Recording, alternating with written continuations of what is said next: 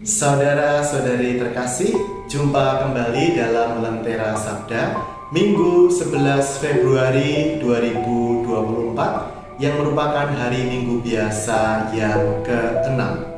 Bacaan Injil diambil dari perikop terakhir bab 1 dari Injil Markus, yaitu Markus 1 40 sampai 45, di mana Yesus menyembuhkan seorang yang sakit kusta.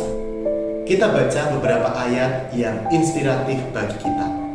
Seorang yang sakit kusta datang kepada Yesus dan sambil berlutut di hadapannya, ia memohon bantuannya. Katanya, "Kalau engkau mau, engkau dapat mentahirkan aku."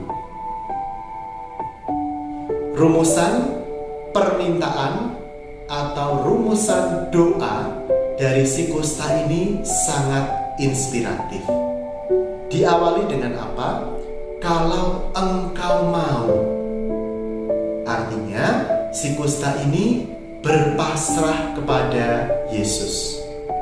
Dia tidak memaksa. Dia menyerahkan keputusan untuk menyembuhkan itu semata-mata kepada Tuhan Yesus.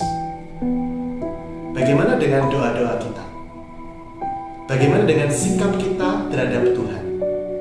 Seringkali tanpa sadar kita memaksa Tuhan untuk mengabulkan doa kita.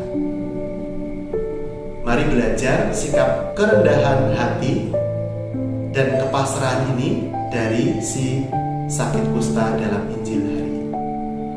Kemudian yang kedua, ada juga kenyataan yang menarik perhatian kita.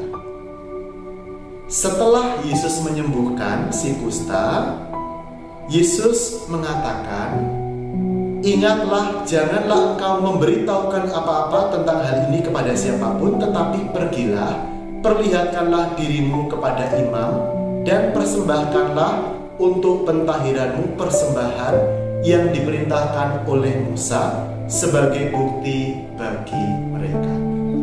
Artinya, Tuhan Yesus itu sebenarnya tidak ingin melanggar apa yang sudah digariskan oleh hukum Taurat, yaitu bahwa kalau orang sembuh dari kusta, dia harus menghadap kepada imam untuk mendapat pernyataan bahwa dia sudah sembuh dari kusta, sehingga dia bisa bergaul lagi secara normal dengan orang lain.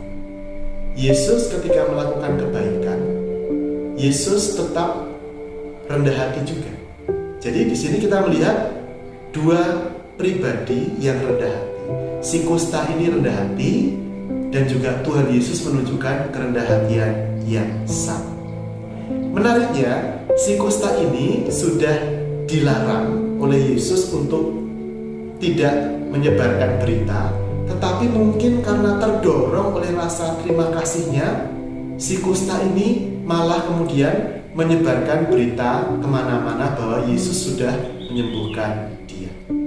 Di satu sisi kita bisa memahami sikap si kusta yang mungkin sangat spontan ini, tetapi juga di sisi lain kita bisa melihat bahwa seringkali kita perlu juga berhati-hati, ya, ketika kita itu begitu dikuasai oleh kegembiraan.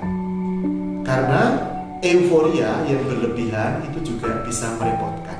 Buktinya Tuhan Yesus juga menjadi repot setelah orang kusta ini menyebarkan kabar tentang dia. Sebenarnya hal ini bisa kita pahami bahwa kita sedang berada di Markus bab 1 yang masih masuk rahasia Mesias. Artinya nanti baru di Markus bab 8 Petrus akan menyatakan siapa Yesus itu, bahwa Yesus adalah Mesias.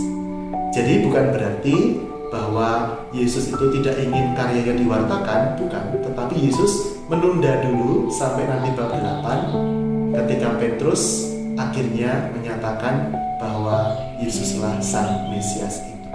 Yesus selalu low profile.